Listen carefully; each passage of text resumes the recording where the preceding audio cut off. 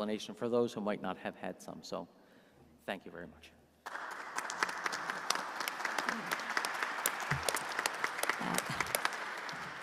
Gurra míle mágad, John. Tá fáilte rómh go léir, tá sé go chinnta go bheith an seo inniu. You're all very welcome, and it's an absolute pleasure and wonderful to be here in this amazing building today.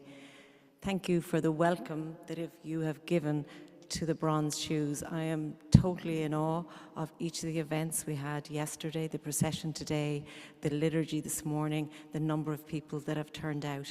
And thank you for the amazing welcome, which is not just for the shoes, but is what they represent, and that is to honour the memory of our famine immigrants and the ancestors and the traumas that they went through throughout that period. So I have to say I'm quite overwhelmed over the last few days, and John and his team have just been splendiferous. I don't know if that's a word, but anyway, they have been absolutely amazing. I was in St. John's about 4 years ago, 2019, pre-COVID.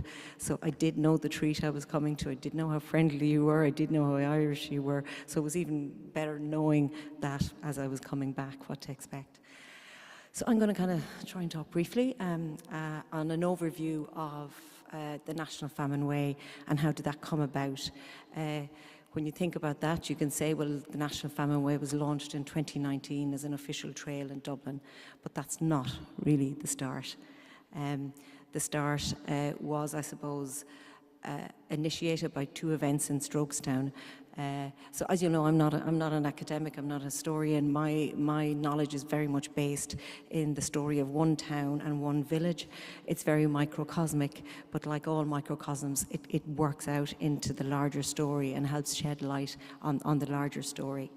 So in 1845 in Ireland, obviously was the start of the Blight, and we all know that. In 1845 in Strokestown, Dennis Mahon, the landlord, inherits the estate sideways from his cousin, who was known as Poor Mad Morris. Morris had been put away for putting the estate into debt for quite some time, and the estate had been quite badly mismanaged. So Dennis found himself with £30,000 debt, which was massive at the time. So those 2 stories were paralleling. In an attempt to save the estate, he gets in John Ross Mahon, he's estate agent. John comes down from Dublin and he does a full survey of the estate. And Dennis has, to his knowledge, 758 tenants. Now, we all know some of them will be head tenants and the subletting that went under that. But on his files, he had 758 head tenants. And when the full audit of the estate is done, John Ross reports to him that there are 11,958 people living on his 11,000 acres. He does a full report to say this is absolutely not sustainable. There is no option or no choice. He was recommending to emigrate maybe in around 6,000 to bring the estate back to viability. As this report was coming in, the famine was getting worse. There were obviously no rents coming in. The starvation was starting. And Dennis initially says, and we have the letter, I'm not comfortable with this, I'm not happy with this plan. And John Ross says, well, that's fine. I'm going back to Dublin and you work out what to do with the whole estate. So Dennis capitulates and he goes to London for the season, which a lot of the landlords, he wasn't an absentee landlord, but all of the landlords generally went to London for a number of months, the winter and spring months. And his only daughter, Grace Catherine, was actually getting married in London in March. Because he was in London, we have this amazing series of about 80 letters that Mark and I kind of compiled and got back together and transcribed only in the last couple of years, where he's writing over and back to John Ross Mahon almost on a daily basis. So we have the full setup of the emigration scheme of our 1490, how it was put together, you know, all the, so the tenants who hadn't paid their rent, they were going through a court process of having them evicted. And the plan was to serve the writs, but say, you know, you're being evicted, but there is this option of an emigration scheme and people could apply for the emigration scheme, not that there was any real choice in an application when you were being turfed out. And we have him saying, you know, I signed 800 of the writs today, and I'll sign the rest of them tomorrow. And we see him going up to meet John Ross in Liverpool, to meet the Robinson brothers, who were the shipping company, and to kind of seal the deal for the different ships there. And we also see him meeting with the banks to try and get the money, and to try and kind of the 1,400 in their eyes obviously wasn't even nearly enough. We see him referring on occasions to the population as the surplus population that they were trying to clear off. So it's a multi-layered. The series of letters are very interesting, and if you want to look at them, they're complex, like all situations are complex. But they put the scheme together, and they charter 4 ships. And I think if you think of Strokestown Park and the National Famine Museum, the gem at the centre of that is the archive. It's all about the archive, and I think we've mentioned kind of over 50,000 documents from the late 1600s and quite a substantial number for the decade of the famine. And that's always giving to us. We're always discovering new documents in it. So at a point in time in 1847, somebody sitting in the office in Strokestown Estate took out sheets of paper and wrote down the town lands and compiled the list of people who were going on the scheme. They compiled them with a head of family, with townland on top, each of the families from that townland, but just the head of household, so that was generally a male name unless it was a widow, and there are quite a few widows, and a number beside it. So it might have been Peter Connor, 10. So we make the assumption that's Peter Connor, his wife, and 8 children, which isn't always the case, as we discovered in Mark's amazing research. So these sheets of paper are there. There's about 15 of them with the townland. So somebody writes that in the estate office, and time moves on. The families are cleared. As you know, they walk to Dublin. They get the ships to Liverpool. The Virginius had 496 passengers, and it is the worst ship to land in Grosse Ile in 1847. It has a death rate of 56%. Not all the ships have that, but the Virginius does. The Naomi had 45, I think, or Mark will correct me. I'm waiting for him to correct me here, but in or around. The other 2 ships had much lesser death rates. But word obviously came back to Strokestown. And there was a lot of anger in Strokestown about the situation. So Dennis Mahon on the 2nd of November is assassinated. So he too loses his life over the assisted emigration scheme and how it all played out. And then mostly silence. So for 160 odd years, these papers all sit in boxes, and they're left stacked up in what we call the smoking room in Strokestown Park. And at a point in time, my father, Jim Callery, who had a garage in the town, needed extra land because he had got this truck business that he needed the land for, and it was part of the estate. And Olive Hales Mahon, who would have been Dennis Mahon's granddaughter, was still living there in her 80s, but her son had inherited the estate. And he was in the British Army, and he wasn't going to come back. So she decides to sell the estate. And because, for business reasons, the land was wanted, and she wasn't breaking it up, he purchases the whole property with the intent to taking the land he wants and selling it on. Until he walks into the smoking room one day, and he's looking at these boxes of papers and wondering, what's in them. And rather serendipitously, he opens the lid of one of the boxes, and within 10 minutes, he pulls out what we call the Cloonahee petition.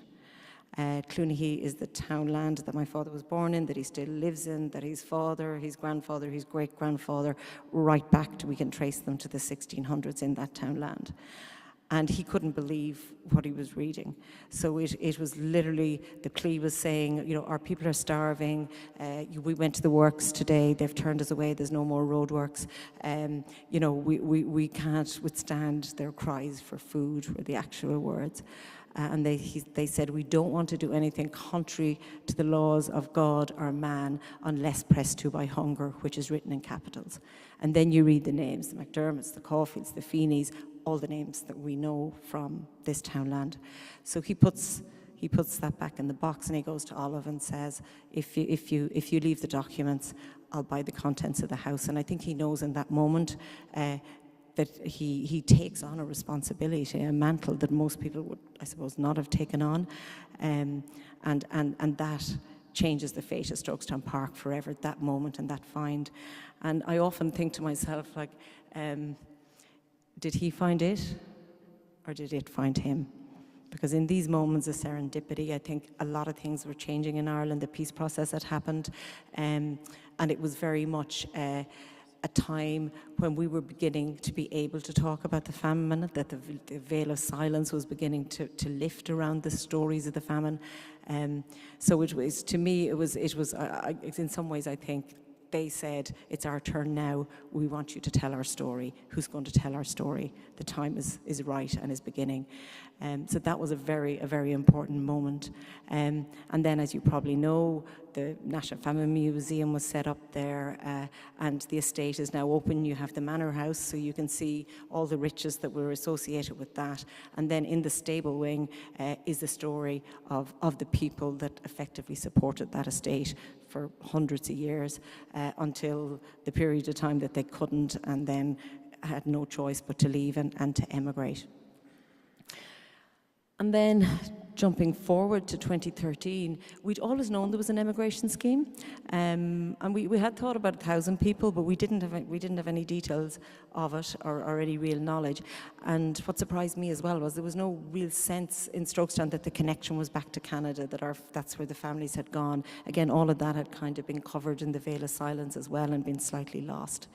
But in 2013, the archive went to Maynooth University, and it was to be, they were kind of doing some work on it and going through it. And it was at that time that they came across the ship lists.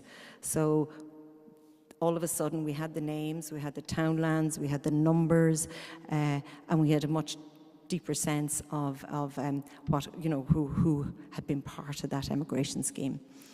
And then skipping to 2014, we had the official commemoration in Stroke. We have an official state commemoration for the famine on the third Sunday in May every year. So as Strokestown was the location in 2014.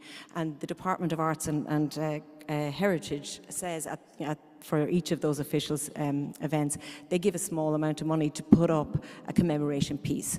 And because I had been to Groseal, and I was quite fascinated with the glass wall on Groseal, because I knew some of our people's names are there, and we had been twinned with Groseal since it opened in the late 90s, and I think Minister Sheila Copps and many of your dignitaries have been over.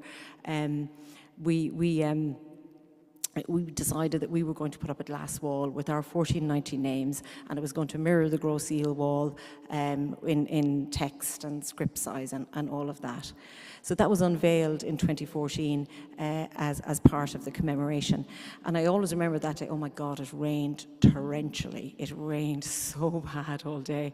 They had to put ponchos on the chairs, but anyway, that's Ireland for you. But, and I remember at the unveiling, because that's in the depth, in the heart of the estate, this glass wall, and I thought, like, it was only 170 years isn't a lot of time. And I thought if Dennis Mahon could see the names, these people's names being put back up on the glass wall in the heart of his estate. The lists were written just to get rid of the surplus population.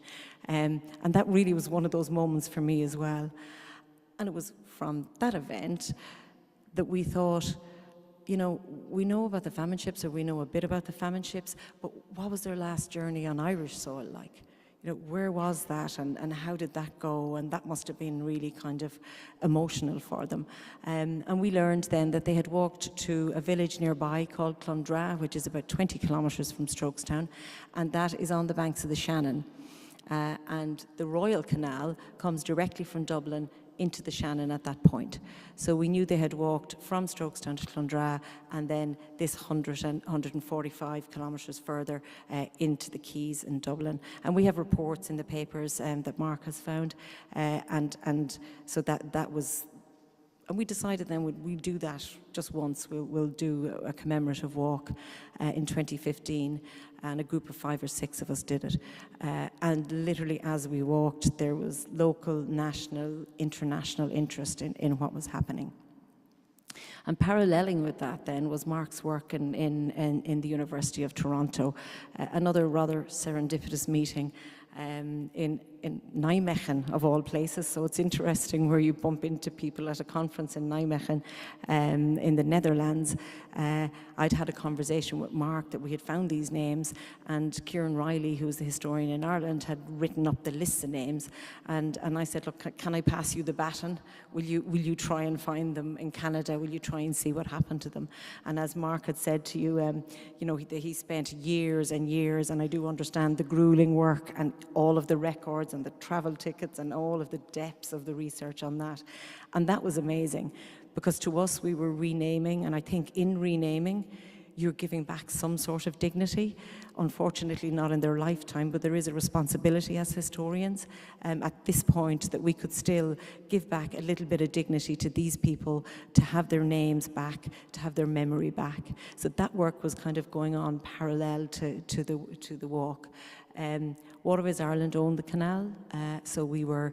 They immediately said to us, "Look, there's a lot of interest, and would you think of a long distance trail, a kind of a pilgrimage? Work with us." Some people kind of call it the Famine in Ireland, and we agreed to do that. So we worked from 2015. We walked again in 17, and in 19 all the pathways were finished. And we had at that stage the concept of the bronze shoes. So as we were kind of, the year before we were launching, we were thinking of what might symbolise the National Famine Way. And as Eamon spoke so nicely about last night, there was this beautiful little pair of children's shoes that had been found in the roof of a 19th century cottage. Just bound with loads and loads of this linen, and very obviously used shoes. They're really beautiful in reality. And we thought, we thought the symbol, there was just such a beautiful symbol, because in the walking they were leaving, but they were bound in the leaving. It wasn't going to be an easy journey. And just this image of the ties back home, there was always going to be that bind back home. And so that's how our little bronze shoes, again, something that had been given to us, I'd say 20 years before, that had sat on a shelf, kind of waiting. It's like all these little things were waiting in the wings to go, it's us now, and again, tell our story. So in 2019, there was a full launch of the trail in Ireland, and there are 32 pairs of bronze shoes along the trail. They're connected to an app. So at each location, it tells you the story of what was happening in that location as our people passed through, and there was a lot of historical research in connection with that. And we also have we have a wonderful writer in Ireland called Marita Conlon McKenna, and one of her books, Under the Hawthorn Tree, is an iconic text, a children's book on the famine, and all 5th and 6th year children read that, and that's their introduction to famine, and most of them remember it even still as adults. So Marita, who's a great friend to the project, took on the story of writing 32 little vignettes in the voice of Daniel Tighe, the little 12-year-old boy that our passport is dedicated to. And Daniel walked the trail in 1847. So and on the app that's recorded, and the local histories are recorded, but that's recorded by a little 12-year-old Strokestown boy who reads that for the audio. So that I suppose the wealth of information that we had, and because of the archive in Strokestown and because of Mark's research in Canada, that there's a real interpretive suite kind of wrapped around it. During COVID, we worked on the passport, and you can stamp that as you go. And Mark and I kind of worked on the ship tickets for about 15 families. So each walker is given what we call Your Famine Family, to walk in the footsteps of that family. And when you arrive in Dublin, then you not only get your certificate, but you get 1 sheet or 2 sheets of information on what happened your family specifically, how many of them survived, what their journey was next, what we could work out of a certain number of families that we had managed to find some information about. And I think, to my memory, there was only 1 family where everybody passed away. So a lot of families had 1 person who survived, and there was only 1 family who nobody passed away out of the group that we looked at. So most families suffered a number of losses, either on the journey or on Grosse Ile or in Montreal or in the fever sheds somewhere along the way. And And then it had always kind of been in my mind that the trail would go further, because the journey didn't stop on the quays in Dublin. That's just the first part of the story. The other part of the story lived in all around the world, and for our people specifically in Canada. But I did think that could take a number of years, that might be, I don't know, somewhere in the 5 to 8 year project, but I thought wrong. Because then I got a phone call or an email out of the blue from Ambassador McKee going, come here, can I do a Zoom with you, and can we talk about, can we talk about the National Famine Way? And from the first Zoom, I think we knew instantly that this was something that was going to happen, and it was something that we felt really strongly. Again, the making the history visible, and Mark, you talked about public history. I would say that in taking the Strokestown story in the Famine Way and now in the Global Irish Famine Way, it was taking the story from inside the walls of a museum and literally walking it across the country from west to east, walking it through all the communities, and what I would call making history visible. You're now a walker along the canal and you see the shoes. You don't have to go to a museum. It pulls you in from a different direction. And that will be the same over here with the bronze shoes over here. So I think there's been a lot of serendipity along the way. There's been my father. There's been Mark McGowan, who's been a joy to work with, Eamon, who's been just inspirational in the last number of years, and then wonderful people like John Fitzgerald, and we have Lynn from Montreal, and Brian from Quebec and Gros Isle, and we have partners in Toronto, and I'm going to forget somebody, but you all know. We've had just amazing Zooms, and for me, the biggest thing about this project is every door I've touched has just flung open. And that says a lot to me about the emigration worldwide, but also about people's sense of humanity, about, as you said, kind of helping others and the connection to the message today, and people see that really quite clearly as we go. So I'm really excited to be here. I'm really excited to see the bronze shoes here. I know they've found a very good home here at the Basilica, and I most certainly hope to return to see them when they are fully fitted and fixed in position here. Thank you very much.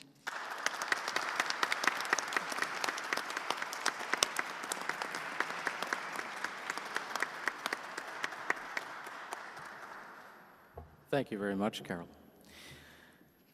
I'd like to call on John Mannion to come and speak. John, as many of you know, was professor of cultural geography at Memorial University, and he, with his partner Maura, have been, both of them, the scholars of the Irish in Newfoundland, who got so many of us going on all kinds of projects and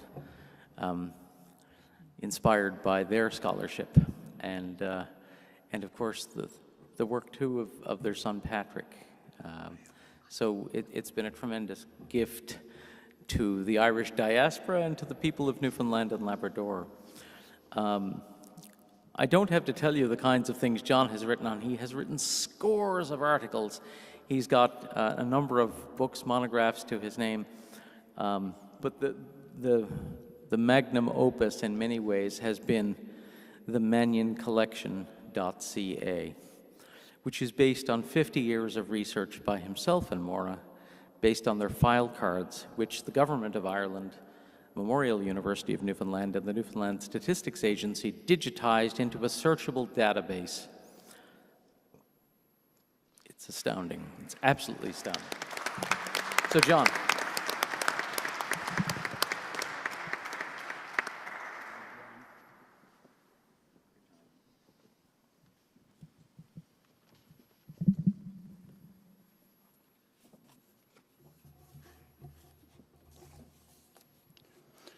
I don't really have a lecture prepared like my colleagues here, and I'll keep my comments as brief as possible.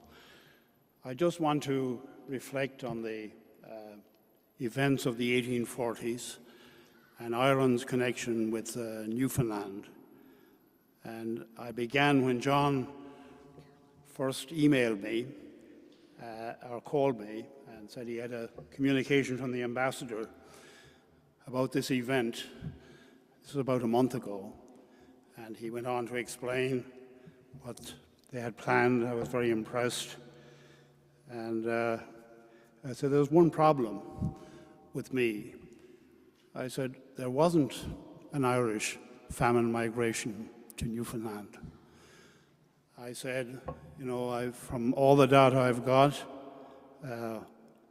it isn't in the records. A conundrum. And I said, well, there are ways of getting around it, and you know, the whole idea of this memorial is excellent. And I said, I sent my wife back to the documents and asked Maura to search again the 1847 newspapers in Waterford and in St. John's. There were 3 papers published in Waterford and 3 in St. John's in 1847. So she searched through, looking at shipping, this in Waterford papers, and then arrivals in St. John's. And in doing that, she came across this marvelous document that I didn't know about, which is the one that we're all focusing on, the list of donors from St. John's to Ireland in 1847. My son Patrick knew about it, but he hadn't written about it. So we copied this and I sent it to John Fitzgerald and I said, look, if I'm right about no famine, I said, here is a very positive story, a wonderful story involving Irish merchants and St. John's merchants and several denominations engaged in trying to help the Irish and in their distress. So John bought into that and he went with it. And I'm delighted that this actually happened, that we could get a positive story. All right, for my comments on no famine, I will review briefly 2 years in the 1840s of Irish migration and shipping to Newfoundland.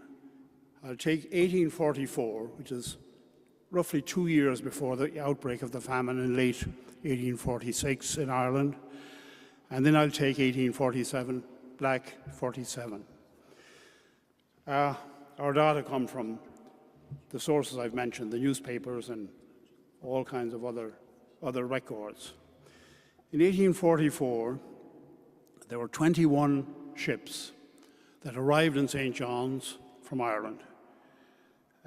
20 of them came, 20 to St. John's and 1 to Placentia, the only other harbour.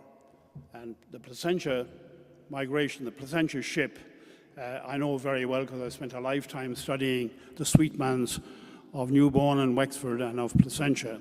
And it was a traditional fishery. It had almost certainly nothing to do with the famine, but it's just one ship. So we know the ports in 1844, and indeed every year from the 1760s, involved in the Irish-Newfoundland trade. The ports in 1844, just before the famine, there were 8 voyages from Cork, 7 from Waterford, 3 from Dublin, 2 from Galway, my native county, and 1 from Limerick. So there was nothing north of the Galway-Dublin line. And if you know of Mark McGowan's work on the geography of Gross Eel and the ports involved, Mark has the ports like Belfast and Newry and Derry and Sligo and to the north, involved in the migration to Quebec. Only 3 of the 20 vessels carried immigrants to St. John's. All 3 came from Waterford, and all 3 were owned by the Kents.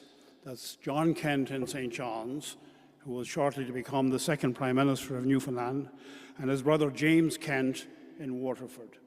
So they were the last of the merchants. This is after 150 years of traffic between Waterford and Newfoundland engaged in this commerce. The Kents were natives of Waterford, and they came at about 1820, John and James, to their uncle Patrick Morris. You've heard of him already with the donations.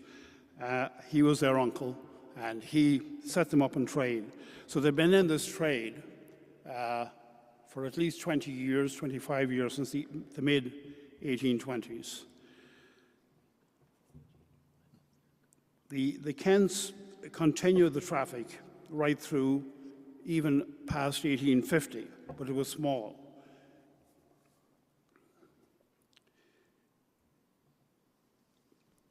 In 1844, okay, this is the year, I'll cite a comment from the Newfoundlander. The Newfoundlander was a St. John's Catholic paper, and it talks about the trade. And it simply says the passengers on Kent's ships are required to pay their passage money, or their securities will be called in. This was typical traditional migratory cod fishery language. The way it worked was that the fishermen would board in Waterford.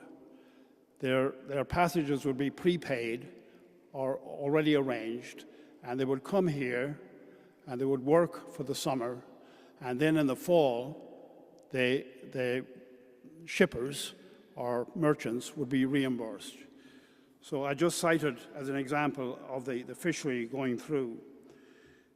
That same year, in October, the Kents have made their usual extensive arrangements for bringing passengers from Waterford the ensuing spring. This is an ad in the St. John's newspapers, and they were desirous of securing passages for their friends.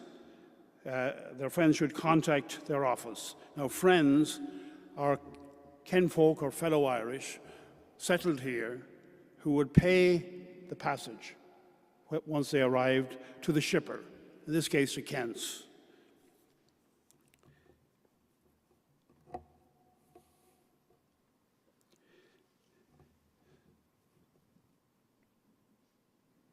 So in 1845, to conclude the year, the Newfoundlander recorded that severe ice conditions, this is in May 15, severe ice conditions on the coast delayed the arrival of the expected vessels from Ireland, including 2 immigrant vessels. And the vessels would then return to Waterford, having dropped off their passengers. The other ships from Ireland brought primarily cut stone. This is something I didn't know much about until fairly recently. Well, we had it from our records, but I've never written about it. The main traffic, the main trade out of Ireland to St. John's in 1845 was cut stone, building stone. And interestingly, it was for building this building, the Basilica. It came shipped to Dr. Fleming from Galway and from Waterford, and also to build the Anglican Cathedral. So 2 connections there with the Irish trade. And also at the west end of St. John's, after the fire of 46, rebuilding the western Water Street, or the far west end. Okay, I will move on quickly to 1847. And the patterns of trade that I've mentioned continued into 1845 and 1846, same thing.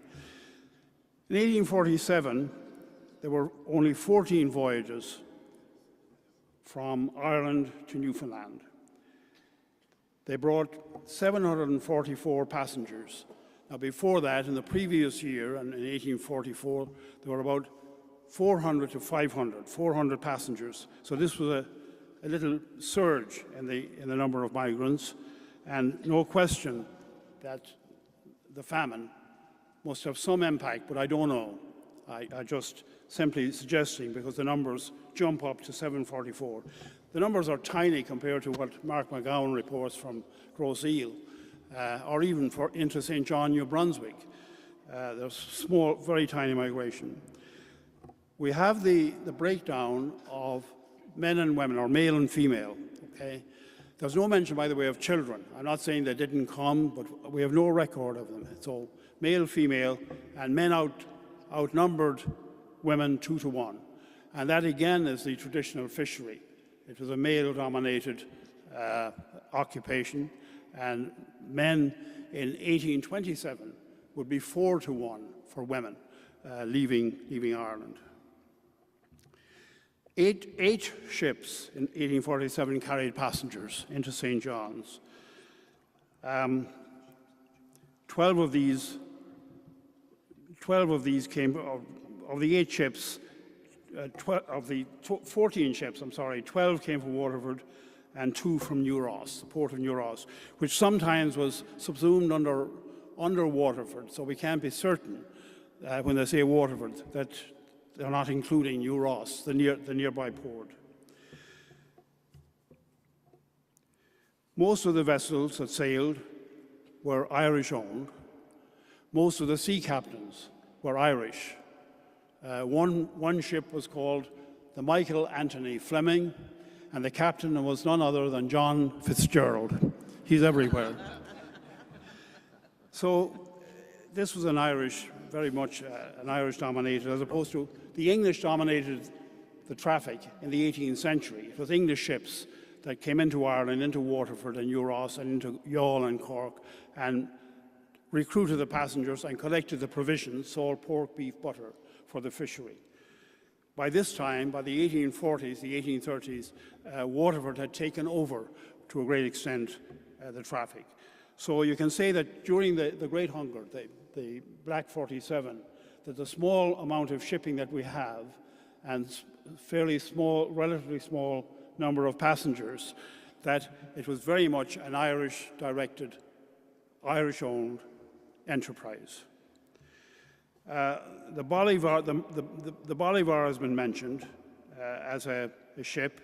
Now, it came with 174 passengers arriving in May from Waterford after 37 days. And there's a report that 3 died.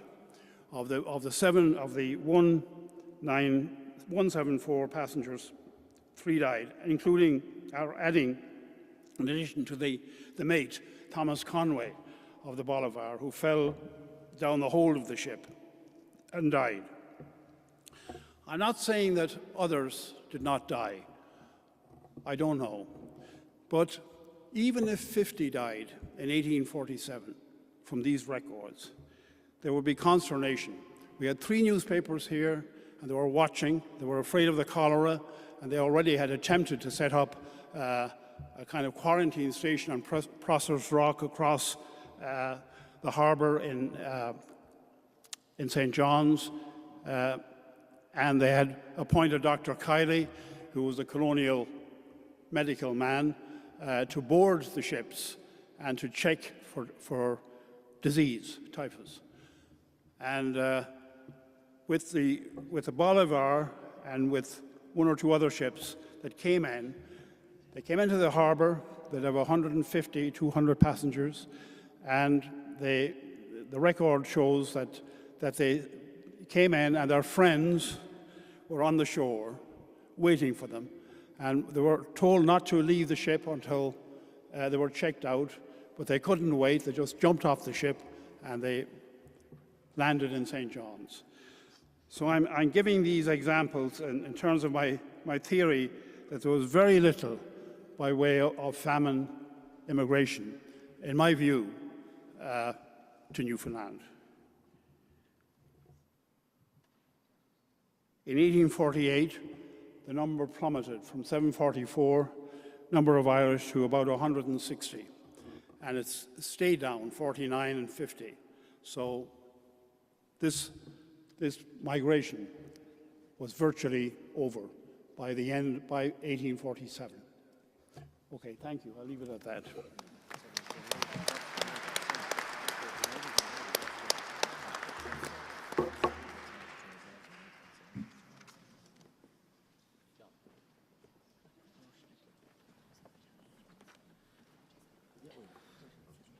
So we're going to move into a brief interlude of maybe panel discussion, maybe asking some questions. I have to do two things. I have to introduce to you Dr. Elizabeth Smythe at the end. Elizabeth has a PhD in history. She's a former Associate Dean of Graduate Studies at the University of Toronto.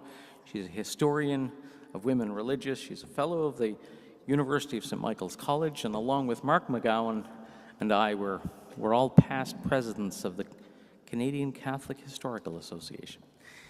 Elizabeth will comment on a number of things, and I'm going to leave the chairing of this to our friend Ann Walsh. Dr. Ann Walsh, the chair of the Basilica Heritage Foundation, and this is intended to be a free-flowing discussion. So, Ann, over to you. Thank you, John. And so I'll ask Elizabeth if she would comment on some of what she's heard, and then we'll open the floor to you if you have questions or comments for the panel. So think up your questions. And Elizabeth, what have you heard? So first of all, thank you all for coming this afternoon, and I hope that you pick up the challenges. Among the challenges that we have are to uncover the family stories. And family can mean a lot of things. Like here in the historic precinct, the two convents that are here, the Mercies and the Presentations have a very rich history of looking at what happened with the Famine Irish.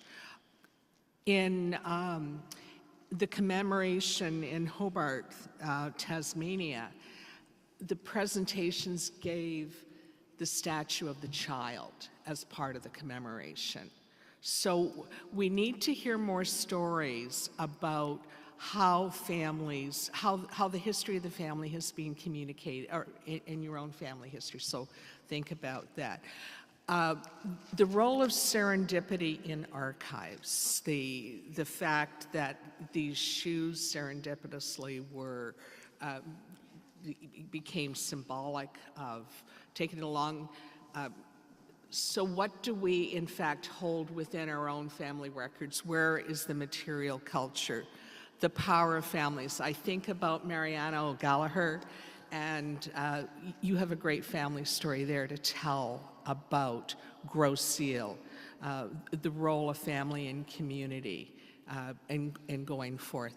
And the power of the individual, how one person's champion of an idea can take it forth. I think about Caroline's family. I think about what the ambassador has done, coming together with the work that Mark has done. So there is lots more we need to do, so I'll leave my comments there. Thank you, Elizabeth. So there is a microphone here. Feel free to come to the microphone if you have a question or a comment that you'd like to make. You'd be most welcome.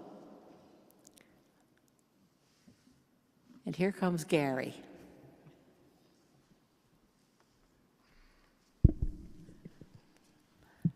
Your Excellency, distinguished panelists, ladies and gentlemen, my name is Gary Brown. I'm a military and police historian. My whole DNA is Irish. My mom is a Mooney from Branch. My dad is a Brown from St. Mary's. And John, you mentioned Michael Anthony's ship. My real name is Garrett Brown, and the builder of that ship was Garrett Curtis, my great-great-grandfather.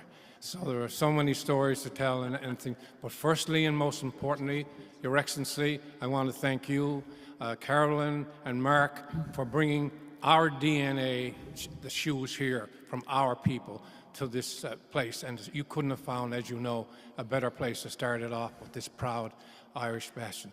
And Dr. Mark, I'll blame you for saying you want a view from the pew, so that instigated me to come up.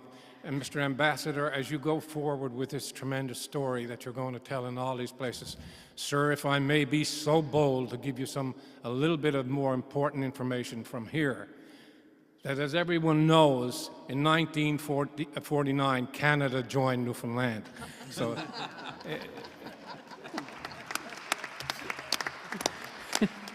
and with that being stated, Your Excellency, and you mentioned some of the connections with Canada, but sir, the police force here that I'm a proud retired member of, the Royal Newfoundland Constabulary, which was the Newfoundland Constabulary then, the most senior colonial police force in all of Canada, and a Dominion police force at the time, all of their tradition is Royal Irish Constabulary from Phoenix Park in Dublin.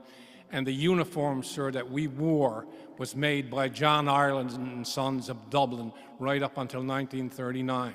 And I'm going to ask you, Mr. Ambassador, is there any place in the world other than this beautiful province of ours that you will look at a provincial police force who carry the illustrious Harp of St. Patrick and the Shamrocks on their uniform to this day?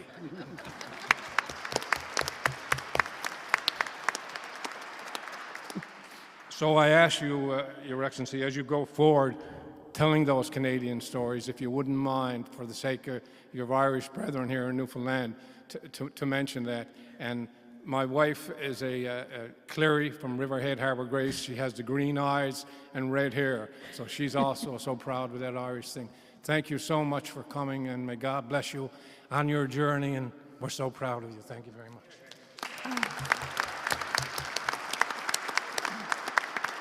Thank you, Gary. Eamon, have you got a reply to Gary? I do, Gary. I have to say, every time I start listing off the Irish achievements in Canada, somebody stands up and said, you forgot to mention Archbishop Connolly. Or what about Lynch, or the Eatons, or Richardson? So I'll put that on my list. But I think it just reflects the fact that there's no end to the list and the influences that you see. And so I think it's very important to try and pull that all together in a narrative. And you're absolutely right. I mean, and I think I said it yesterday, I often say that you can't throw a stone in Canada without hitting something Irish, but you can't spit in Newfoundland without hitting something Irish. It's just part of the fabric here. But it's really it's a project. But it also, I'd put it back on local communities to tell their histories too, you know, and about the story of and the influence of the Royal Irish Constabulary on the police here as well. But it is also something that we have to wrestle with in Ireland. There was a controversy a few years ago when there was an attempt, one of our ministers, I think Minister for Justice, Charlie Flanagan, proposed a commemoration for the Royal Irish Constabulary, and it created some controversy.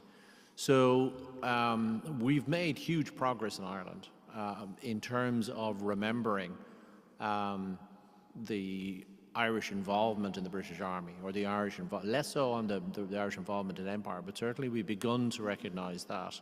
When I joined the department in 1986, by 1990 was the first time we had an annual commemoration for all those who had fallen in, you know, not just Irish armies but foreign armies. That was the first time, and we've begun a process of recovering the complexity of Irish identity. And so now we're beginning to talk about the Irish involved. Then, for example, you think about the great divisions like the Royal Irish Fusiliers and the Connacht Rangers and the Dublin Fusiliers. And we're beginning to recover those now after 100 years of independence, because I think we're moving away from the great simplicity of what it means to be Irish and beginning to embrace the complexity of Irishness and Irish identity. And of course, identity changes from one generation to the next. It's constantly redefined. So I think, and when we talk about a shared island of Ireland, or even a united Ireland, we have to broaden out that discussion about what it means to be Irish, that it's far more complex and has been far more complex throughout history than our official canon would allow, certainly from 1916 onwards, you know. So yeah, it is an evolving process, and delighted to see you've been writing about this too. Thank you. Thank you, Eamon. Any other questions for the panel? I'm I'm going to call on Heather McClellan, who I think is down in the back there. And Heather, can you come to the microphone? Maybe we'll arm you with the list. Here we go. Because you had found some people from the Scottish community who had signed this. I'm not willing to let this go. Just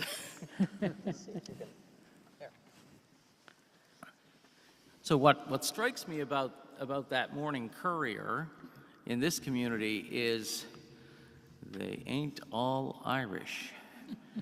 And there's a real strong sense, clearly, there's something else going on here. Well, I'm Heather McClellan from St. Andrew's Church, and the home of the Scottish immigrants that came around 1840 to 1880. So when John started to share with me information about today's session, and he showed me the list, and I also learned that some of the business people in the city met and came together to say they wanted to contribute. And a lot of the Scots that came were merchants out of Scotland. So I better have a look. And two names struck me, and they were the name of Bain. And I was telling the ambassador that Walter Bain Grieve was a good friend of the Catholic community. And he loaned the scaffolding and the ropes to build the Basilica. And then in return, he was given the Archbishop's farm, Carpathia. And then two of his sons donated. And I thought that was wonderful. The Storts are on the list, and they were a prominent business person in St. John's, and two of their sons donated. And then I happened to find my own ancestor on the list, Thomas Pollock, and he was a machinist, but yet he gave £2. So, and he was definitely from St. Andrew's Church. So it was lovely to see some of these Scottish immigrants had donated. One of the things I also learned was that at the same time that some of the people were coming to Newfoundland, some of the Irish famine victims also went to the lowlands of Scotland, and it was at the same time as the Highlanders from the Scottish Highlands went to the lowlands of Scotland. So I'm just wondering if Scotland is engaged in this story in any way. I can't speak to that, but what I can say is that it's really interesting that the comparison between the clearances of Scotland and Ireland. One of the problem for the Irish landlords is that when they want to clear the land, they are condemned as imperialists and colonizers, even by the English, whereas the Scottish never laboured under that. And I think they were freer to actually clear the land in Scotland because they weren't regarded as alien. And in fact, there's an interesting famine connection in that Lord Dufferin, when he was a student at Oxford, went to Skibbereen in 1847 and wrote an astonishingly vivid and gruesome account of what he saw there in terms of the suffering, starvation and death in Skibbereen.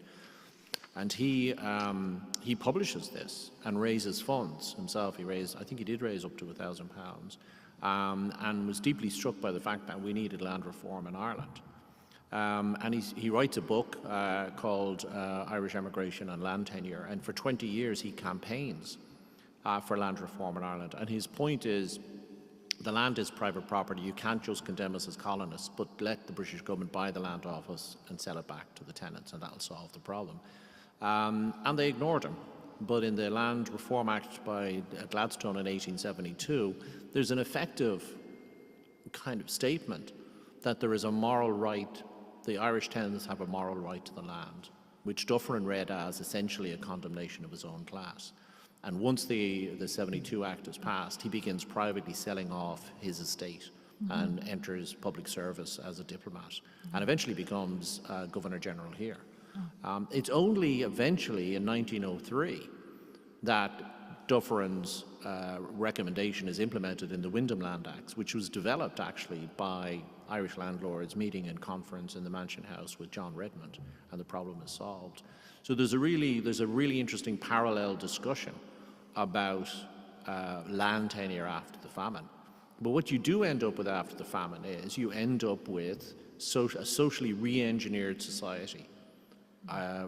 Irish society after the famine is concentrated on the large farm, made possible by essentially sponsored immigration, but mainly immigration.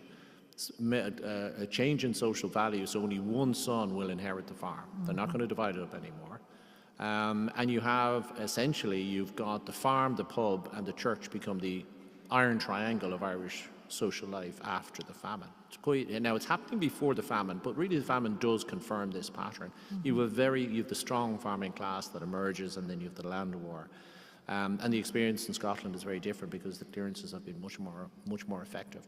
But by 1903, you have a process in place which was regarded by one of our leading historians as revolutionary. The tenants who survived the famine and who've held on to the land eventually become the owners of the land. And that's a really interesting parallel discussion. Yes. Thank you. Do you know, Heather, I'm going to pose an answer or a thought on what you have to say too. Because I'd be from one of those families, or coming together of families, where we were told we came here in the famine, end of story. But it wasn't true. It was an easy answer, but it wasn't true. And when I began to get to know John Mannion and Maura, I started to look further into that story, and we were here long before the famine, in actual fact. And then the other branch of the family that we were told was Scottish, came from the lowlands of Scotland, were not at all. They left the north of Ireland in the famine and went to Glasgow, and then came out. They weren't Scottish at all. So really the encouragement that all of these historians have posed to us today, the question of who will tell our story, well, they will. They'll help us to do that. That's what historians do best. They help us to tell our story, but also, and maybe even more importantly, they encourage us to dig a bit ourselves and to look beyond what's the easy solution and ask what's the real story. In every one of our backgrounds, there are bronze shoes. There are shelves with documents. There are shawls. There are items of clothing. There are pieces of jewelry. There are teacups that help us to tell our story. And these historians encourage us to look at them and ask new and better questions. And we've had a number of local people come into the Kirk who say, we have an Irish background, but we also have a Scottish connection. And now I think we understand why. So thank you. Yeah, thank you. Any other questions for the panel?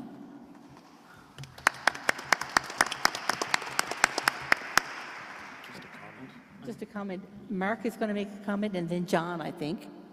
I'll be brief because I wasn't before. It's interesting because one of the great myths of famine migration was that it was Catholic and it was mostly from the south. And in fact, there have been really important studies on what the Americans would call the Scots-Irish, who also were part of that famine migration. In fact, my father's family are Irish Glaswegians, and that are both Presbyterian and Roman Catholic, but one of the chants of the Glasgow Rangers, the Protestant side, the Blues, in that messy arrangement with their Catholic counterparts, the Glasgow Celtic, one of the chants is, "The famine is over, why don't you go home?" And the interesting thing about it is most of the ones chanting that are actually also famine refugees, Presbyterians from Northern Ireland. So it's interesting how the popular culture can perpetuate certain myths. And one of the interesting things too is that in Toronto, when we did the arrival famine monument, Rowan Gillespie statues, is that as we went through the 1,200 or so dead in Toronto, we discovered that 20% of them were Protestant. And so Toronto to this day actually has the largest memorial in St. James Cemetery to Protestant famine migrants in the world. So again, the history is revised and rewritten, and you're quite right, Anne. But we're not as virtuous as historians as what you think we are. Sometimes, Mark, sometimes. John, you had a comment. I was going to call on someone else from the audience. I see Robert Pitt from Gower Street United Church, which is, of course, the modern day incarnation of the Wesleyan Chapel, who made the donation. And so some of you may know, and I just need to put in the little shout out, not only is this building a National Historic Site of Canada, but we're part of a district of 61 acres in downtown St. John's called the Ecclesiastical District, the Ecclesiastical Precinct National Historic Site of Canada. And that includes Gower Street United Church, it includes St. Andrew's Presbyterian Church, the Kirk, it includes the Anglican Cathedral, it includes the Anglican Manse House, the former Anglican Parish Hall, it includes several cemeteries, it includes the Presentation and Mercy Sisters properties, it includes St. Bonaventure's College, it goes right back actually up to Belvedere Cemetery, and there's a whole bunch of institutions. But Rob is here from Gower. Can you tell us a bit about the Wesleyan Chapel and maybe even the origins of Wesleyan Methodism in Newfoundland? There's an Irish connection. There is indeed. Yeah.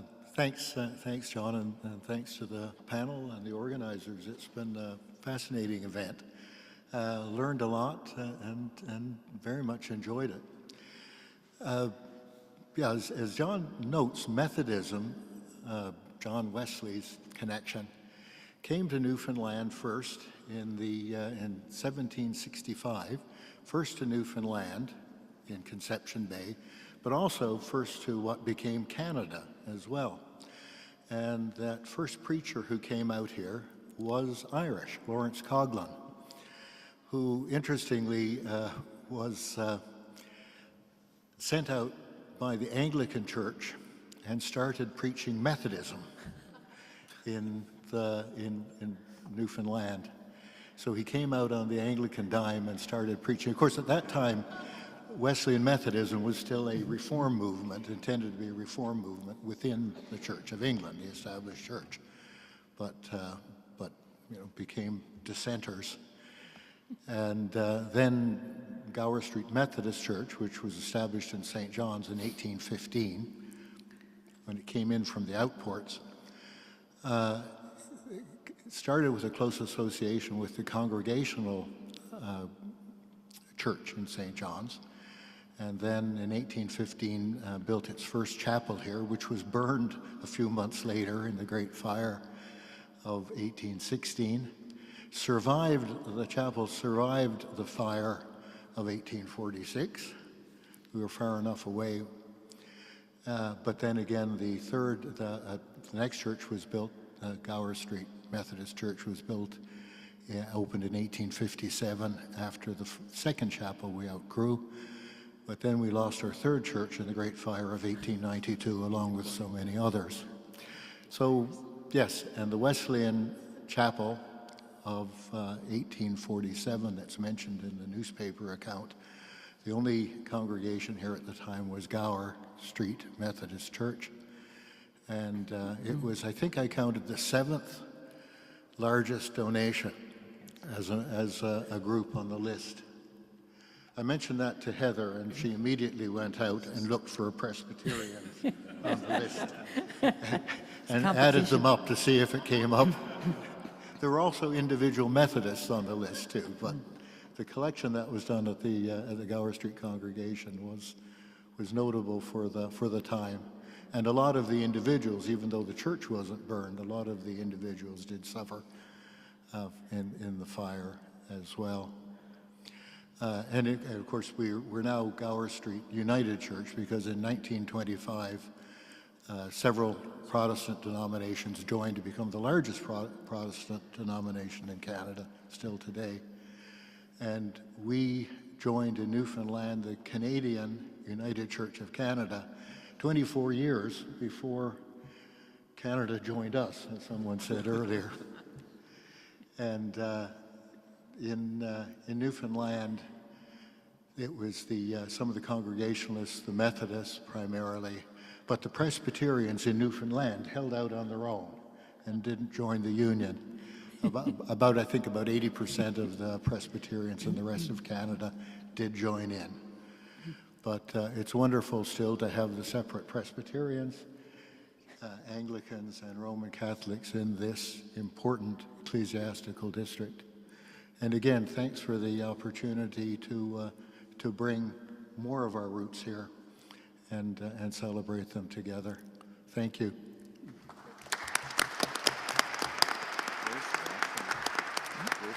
Folks, we are going to bring this to a close.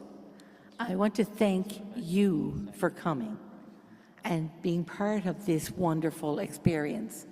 It's about more than bronze shoes.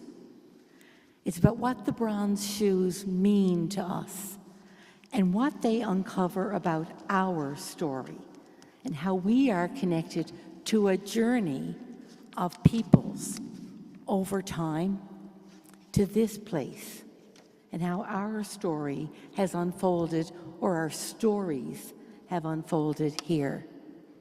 I want to thank the panel for what they have done and opened up for us today. Elizabeth, John, and Maura, Carolyn, Eamon, John, and Mark, for giving us the benefit of historians' eyes and their skills, and the encouragement to look into our own archives, whether those archives are in our closets, our attics, or our shelves, to see what the story unfolds there. So thank you to you. Thank you for coming. The Basilica Heritage Foundation is really proud that this was our first activity after buying the Basilica.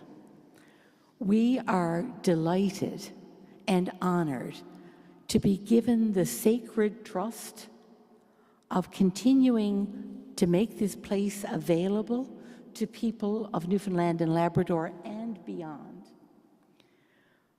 We're grateful for your support, and we look forward to continuing to tell this story in words, in music, in art, and in as many ways as it can be told, because it's rich and evolving. Because this is the last formal event of this really spectacular and moving pilgrimage, I'd like to give the last word to Eamon, to the Ambassador of Ireland to Canada, because in a very special way, he embodies that connection we all feel to a homeland that many of us have never reached. So I leave the last word to Eamon, and then I send you home with every good wish. Thank you, Anne. Yeah, it's just really interesting because anywhere I've served, I've kind of looked for Irish connections. And I was up on an Arctic tour, and I was in Iqaluit, and we were meeting with Indigenous leaders. And I was sitting beside a guy, and it became a joke. There was about 12 ambassadors and Global Affairs Canada on this trip, and we went right across the Arctic. But I kept asking, do you have an Irish connection? And it turned out the guy up in Cambridge who ran the supermarket was from Dublin, and it just went on and on. But I was sitting beside this Inuit guy, and I just said to him, do you have an Irish connection? And his name was Kono. He says, yeah, my grandfather's from Newry. And I said, I don't believe you. I said, my grandfather's from Newton Hamilton, is only 10 miles up the road. I mean, you couldn't write it down. I said, did you know you're entitled to Irish citizenship? He said, no. So 3 weeks later, we're having coffee in Ottawa, and I'm giving him the application form, you know. And when I went to Korea, I was ambassador in Korea. I decided I was trying to find the first the first Irish people who had contact in Korea. And it turned out that it was a punitive expedition by a US Navy warship in the 1870s who attacked a citadel in the Han River outside Seoul in revenge for the Koreans shooting on one of their ships a year before, because it was the Hermit Kingdom and so on. And it turned out that there were 3 lads from Connemara on the ship who got the Congressional Medal of Honor for attacking Korea. And I'm thinking, this is a terrible story to tell. Worse, their colonel was an Irish-American called Colonel Hugh McKee. And I'm thinking, this is really bad. This is a terrible connection. But it was still really interesting. And I also found that there was before Korea was partitioned, there was an Irish-American Methodist preacher who was really popular, but he turned out to be Irish-American. And we put this out on a blog, and the Methodist office in New York got in touch and said, oh no, actually, yeah, he was from an Irish family. And they were from a small village in Ireland called Ballyhuppahan. And Ballyhuppahan had a Methodist church. And the reason why they did was because John Wesley had gone there in the 18th century and gone on mission there. And so you had this connection with John Wesley going to Ballyhuppahan, the family going to America, and one of them then preaching in Korea.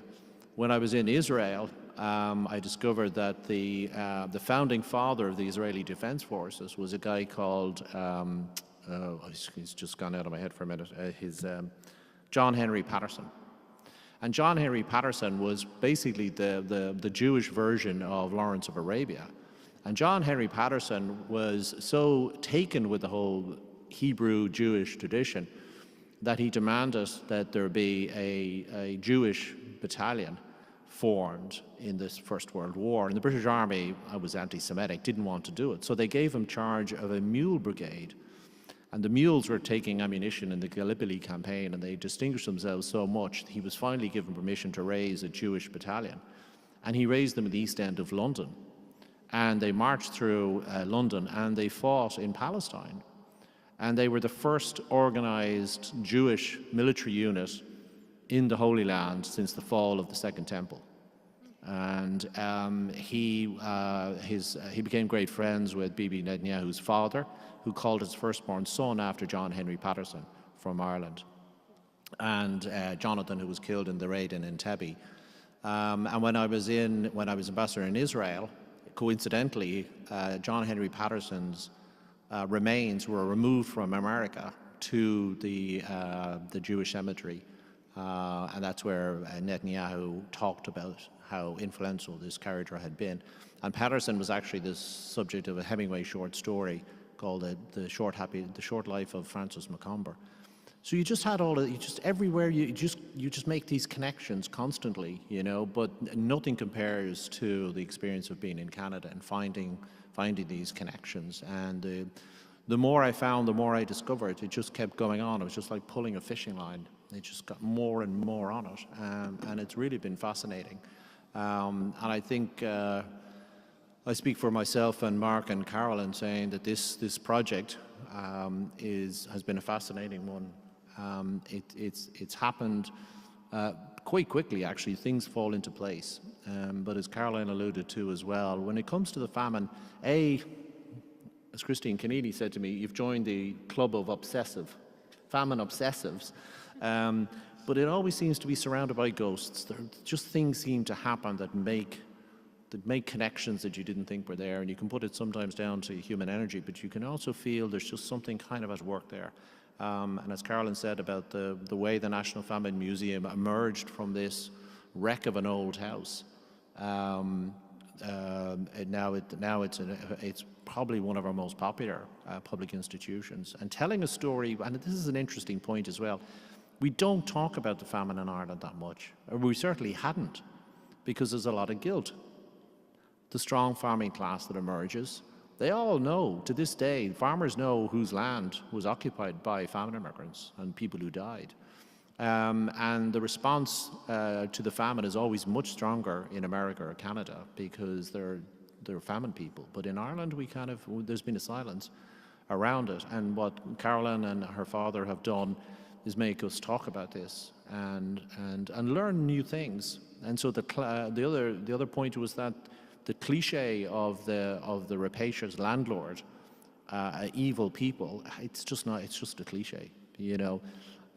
As Lord Dufferin himself said, the landlords are about as compassionate, generous, intelligent, and stupid as any other collection of people. It's just human nature, you know. So we learn again, I think, through history that it's complicated, and we should take a more compassionate approach to it.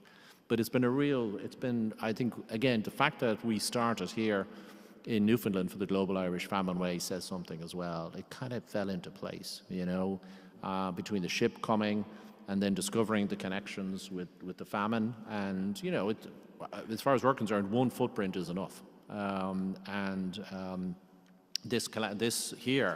This list is amazing. I love the seven boys from the college school, anonymous, contributed 10 shillings. Just 7 boys, 10 shillings. But the range of people who've contributed shows you that people understood what was going on in Ireland in 1847. But I can't imagine a better start to the Global Irish Famine Way than what we've had over the last couple of days in Newfoundland. It's been absolutely magic, and we're looking forward to John taking it forward. He's done an absolutely amazing job organising the last few days. We take back a lot of treasured memories, and I have to say an awful lot of good footage and photographs too. So we are setting the standard for everywhere else, and I just want to thank everybody for coming here and all the help that we've got over the last few days. It's been absolutely terrific. Thank you. Now, Newfoundlanders and Labradorians, let's send the Irish off with our song. Please stand. When sun rays crown thy pine-clad hills, and summer's fragrant hand, when silver voices tune thy rills, we love thee, smiling land. We love thee, we love thee, we love thee, smiling land. As loved our fathers, so we love, where once they stood we stand. Their prayer